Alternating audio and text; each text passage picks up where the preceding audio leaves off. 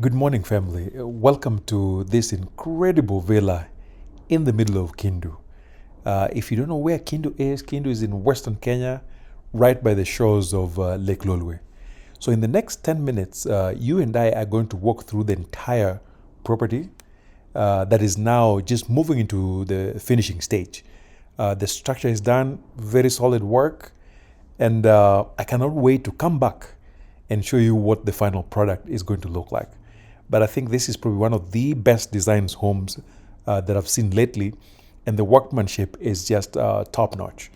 So come with me, let's walk around. And I'm sure some of you are wondering what's going on. If you've been watching my videos recently, you know I'm out of the country. I'm currently in Long Beach for a few days, but I'll be traveling back to Kenya maybe in 2 weeks or so. Again, in my channel, you'll see me going back and forth between videos in Kenya and videos in the US, in part because I have a lot of videos that I've been shooting while working in Kenya. And so there's a number of videos that are already scheduled to pop up even when I'm out of the country. So don't be surprised when you see videos from home mixed with videos from Long Beach. So since I'm in Long Beach, likely you're going to see a few videos mostly shot within California. I don't plan to travel out of California as of yet, but we'll be going back and forth. Now, as we walk through this incredible project, I want to talk with you about the choices we make when it comes to home designs, especially those who are choosing to build in the village. I will also explain to you how I help clients settle on the most ideal home design before we break ground. Now, a lot of my clients get caught up in this construction rabbit hole where every design just seems to look good and they just can't seem to settle on a design that feels good, especially for their homes. So I've seen clients go through multiple designs. They pick one and then a week later they want something else and then another thing. And then they go in circles to the point where it becomes very difficult to produce something that satisfies them. So I'm going to show you how I help clients navigate this issue. Hopefully, after you listen to how we do it, you can just do it on your own. But before we do all of that, welcome again to our channel. If you're new, if you're joining us for the first time, I'm a Kenyan American who is in the process of transitioning back to Kenya permanently. We have a home in Karateng in Western Kenya. We spent a few months in Karateng and a few months in Long Beach. And the plan is over time, we will be at a place where we will not need to travel to America. Maybe if we do travel once every few years. Because again, we've spent enough years, we've spent over 2 decades in the US. I think it's time to move. And so many people who live in different parts of the world, different countries in Africa, in Europe, in Australia and all that, seem to share the same desire. Nearly every day I get a call from somebody somewhere on the universe who has the same desire.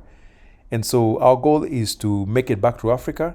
And so in the process of doing that, I'm really busy helping folks with construction, with issues on real estate, and just matters transitioning, how to be ready for a dignified life in Africa. And so currently, as we're speaking right now, it's May 2025. We have quite a few projects coming up.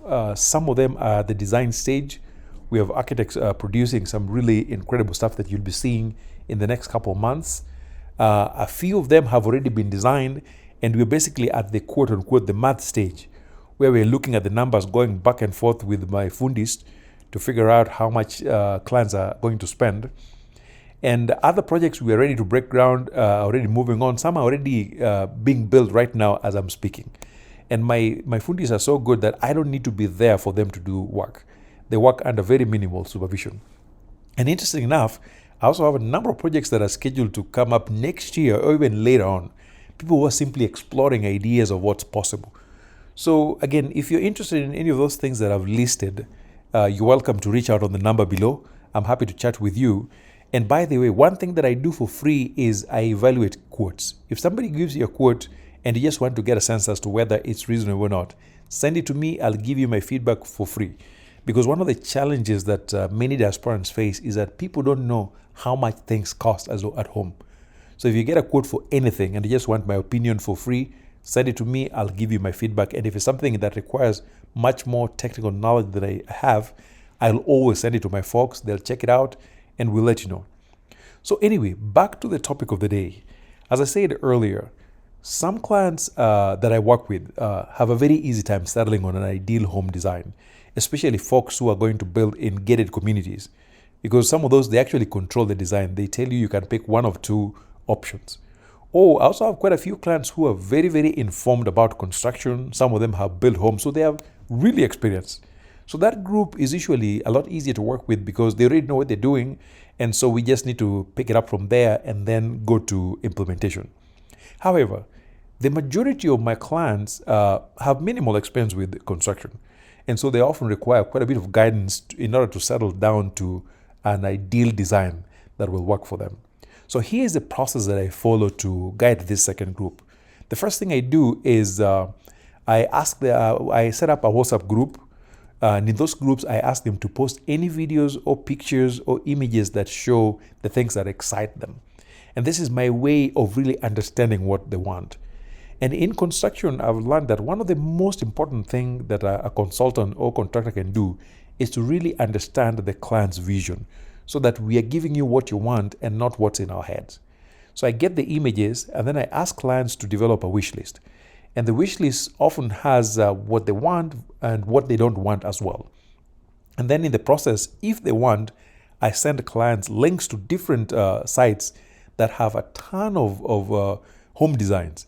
I ask them to take a look and take note of what they like.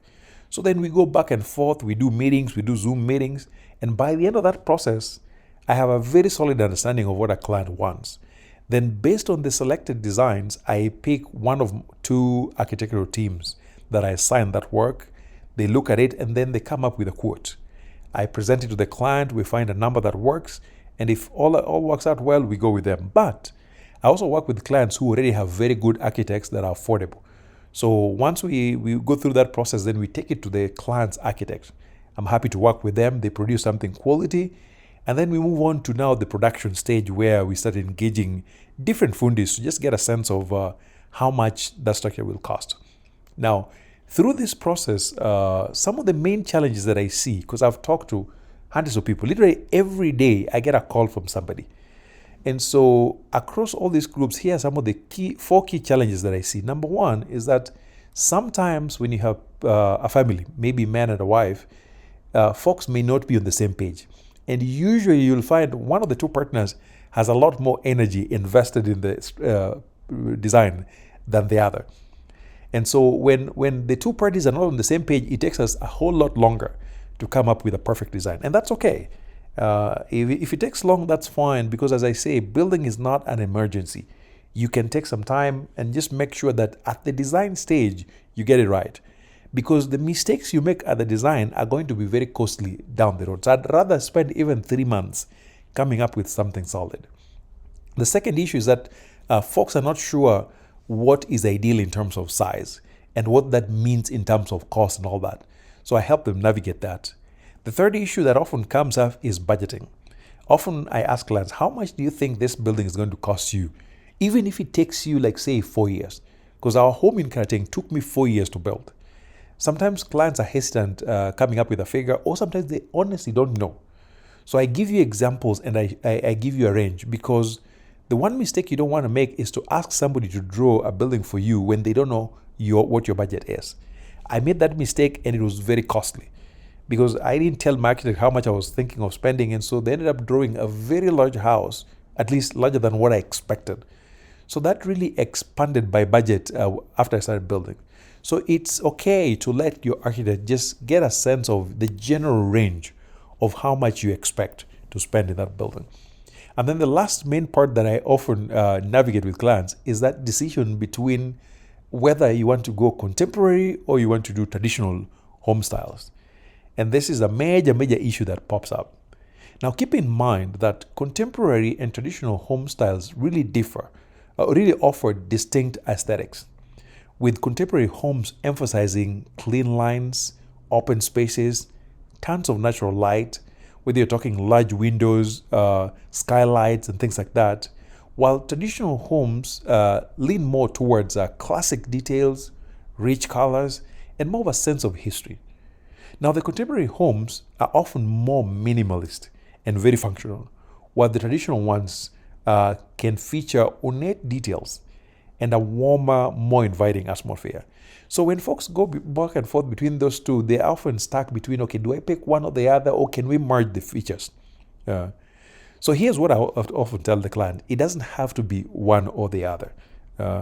So you can easily merge those two features, but do it in a way that is very skillful and really meets your requirements as a family. So the key is finding the right balance and to create some kind of cohesive yet contrasting aesthetic. So here's how to go about it if you're curious. Number one, I say establish a dominant style. It's very hard to go with two 50-50. So I always say, again, based on my very limited experience, establish some dominant style. If you like traditional, let's set that up as our dominant style, and then we can now insert contemporary features in between. Or if you go contemporary, that might be our base style, and then we insert traditional elements within it. And when I'm talking traditional, I'm talking about arched windows, pitched roof, some of those things that have been done historically over the years. So once you establish your dominant style, typically maybe you do, like I would say, you can follow like the 80-20 rule, where 80% of the design elements are in the dominant style and 20% are in the supporting style. So when you do that, it's really easy to blend those two. The second suggestion that I offer when you're going back and forth between these two options is choose some kind of a neutral color palette, because there's nothing more distinctly visible as a color when it comes to a home. White color, of course, screams contemporary and is very easy to work with. The nice thing about white color is that, number one, it really magnifies the size of the room, and it makes it easy to lay the rest of everything else that comes after the painting is done. Like you're talking about furniture, flooring, woodworks. White is very easy to work with, but some people don't care for white. You can go for different versions of off-white, different versions of gray. And so all I say is typically you want to keep it to about two colors. When you're going beyond two colors, just make sure you're talking to somebody who knows what they're doing, because it's very easy to end up with Manywanda instead of something really, really clean, even when the structure is so well done. By the way, take a look at the moldings in these pillars. I think they did a fantastic job. And I don't know if I zoomed through, you will barely see any cracks on this plasterwork. And that's when you know you're working with somebody who knows exactly what you're doing. So yeah, this house is very well done in terms of the structure. So anyway, that said, I say generally choose a neutral color palette, and then you can add maybe Roiko, Pilu, and the rest as you go along. But making sure that if you're going to use more than two colors, talk to somebody who knows what they're doing when it comes to colors. Now, number three, I say focus more on statement pieces or areas that I would describe maybe as focal points or areas that stand out, like the entrance, the door. And then many houses that we build have foyers in there.